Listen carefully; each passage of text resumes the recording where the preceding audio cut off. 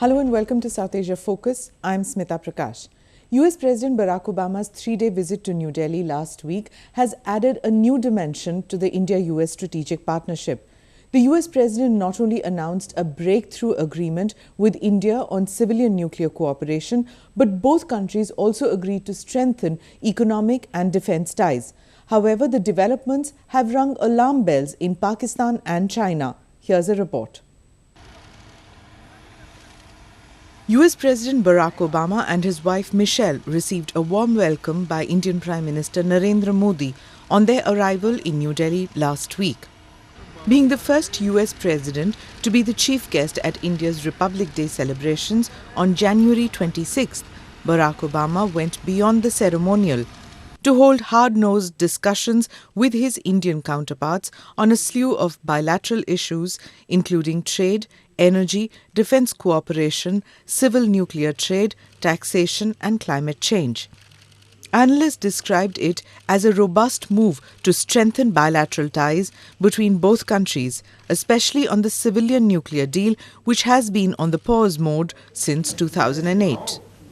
While the roadblock has been cleared, this road is going to be quite complex that India and the United States will traverse. But the larger positive effect, I think, is in the political signal. And I think the signal is that India and the United States can engage with each other in a robust way. And perhaps the defense and manufacturing sector and high technology may be the first beneficiary.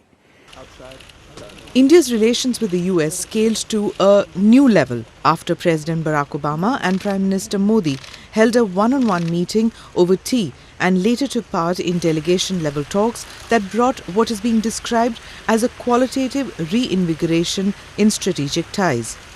Among the biggest takeaways from their discussion, both leaders claimed to have broken the logjam over the Indo-US nuclear deal after overcoming key hurdles related to the liability of suppliers of nuclear reactors in the event of an accident and tracking of fuel supplied by the US. Today we achieved a breakthrough understanding on two issues that were holding up our ability to advance our civil nuclear cooperation, and we're committed to moving towards full implementation, and this is an important step that shows how we can work together to elevate our relationship. The developments, especially the nuclear deal between India and the US, has rung alarm bells in Islamabad. Pakistan's High Commissioner to India, Abdul Basit, has expressed concern over the deal by saying that it would have a detrimental impact on deterrent stability in South Asia. Islamabad has also opposed New Delhi's bid for membership to the 48-member Nuclear Suppliers Group (NSG) and to having a permanent seat in the UN Security Council. However, Basit added that Pakistan wanted good relations with India.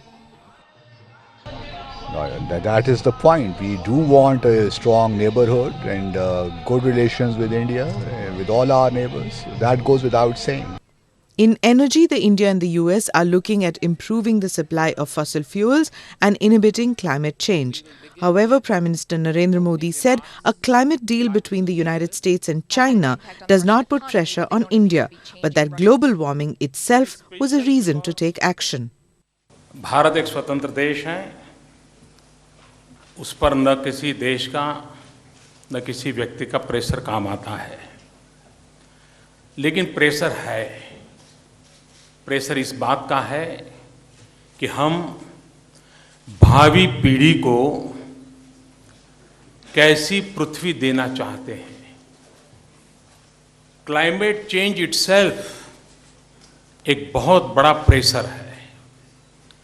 Global warming itself एक बहुत बड़ा pressure है।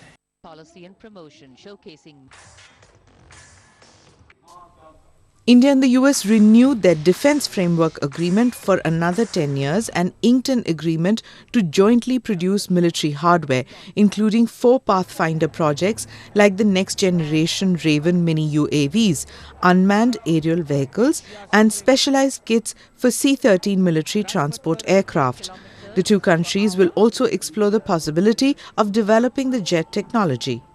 India is not only looking to set up manufacturing bases of American companies in India, but what we are also looking at is sensitive technology transfer, because from India's standpoint, getting sensitive technology, getting cutting edge technology is what will help us in the longer run. A key step for the regional security architecture was the declaration of the India-U.S. strategic vision for the Asia-Pacific region and Indian Ocean region. This included a commitment to strengthening maritime cooperation by ensuring security and freedom of navigation in the contentious South China Sea. The move, however, was criticized by Beijing. Chinese are obviously reacting to what they fear is the American attempt to bring India into its into the ambit of its alliances and the pivot to Asia framework. So they naturally are having concerns that India will also be joining the United States. In that sense, I would say that their reaction was only to be expected.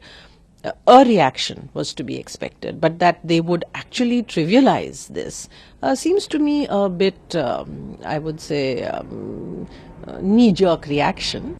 The United States sees India as potential investment destination and has shown eagerness to foray into the untapped market. US President Barack Obama and Indian Prime Minister Narendra Modi attended a CEO roundtable and forum at the India Business Summit in New Delhi and pledged to strengthen bilateral trade by overcoming the hurdles. The annual bilateral trade between India and the US has reached $100 billion. That's less than a fifth of US's trade with China.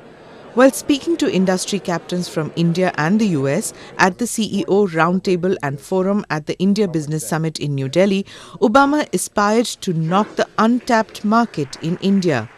The US President promised to provide $4 billion to India in loans and investments to kickstart the business and strategic partnership between the two countries. He pointed out that US exports to India currently amount to just 1% of its total exports, while barely 2% of its total imports come from India. 1% to over 1 billion people. We do about $100 billion a year in trade with India, which is a great improvement since I took office, but we do about $560 billion a year with China. And that gives you some sense of the potential both for the kind of growth that India might unleash and the potential for greater trade between our two countries. Prime Minister Narendra Modi said he wants to make India one of the world's easiest places for doing business. Our immediate target is to bring us from the rare ranks of the world into the top 50. You will find a tax regime that is predictable and competitive. Indian investors were encouraged by the decision of both countries to boost bilateral trade by 5 times. Obama साहब की India visit मेरे हिसाब से India के angle से बहुत बढ़िया, फ़ायदे वाली और सक्सेसफुल विजिट रही है। उनकी विजिट से इंडिया को बहुत फ़ायदा हुआ है। बात न्यूक्लियर इशू पे आगे बढ़ने की हुई है। साथ ही साथ 4 बिलियन USD का फाइनेंस इंडिया के लिए अवेलेबल होने की बात हुई है। उसके अलावा इंफ्रास्ट्रक्चर और एनर्जी में इंडिया की हेल्प करने की बात ओबामा साहब ने की है। आई थिंक ये चीज़ें बहुत फ़र्क डालेंगी। While addressing a large gathering in the Indian capital, the US President said he supports India's candidature for a permanent seat in the United Nations Security Council, adding that a world without nuclear weapons should be the primary goal of every country. I believe if we're going to be true global partners, then our two nations must do more around the world together. So to ensure international security and peace, multilateral institutions created in the 20th century have to be updated for the 21st. And that's why I support a reformed United Nations Security Council that includes India as a permanent member. The Modi-Obama engagement has been characterized as a reboot of India-US relations. President Obama has hinted that the United States would be India's best partner by highlighting the shared values of the world's biggest democracies. The two countries have a long way to go to implement the promises made by the two leaders. The list of topics is long and ranges from restarting negotiations on a bilateral investment treaty to reaching a compromise on civil nuclear liability laws and patent protections, paving the way for greater U.S. investment in the Indian defense sector and joint counter-terrorism efforts. That's all we have for you this week. Thank you for watching South Asia Focus.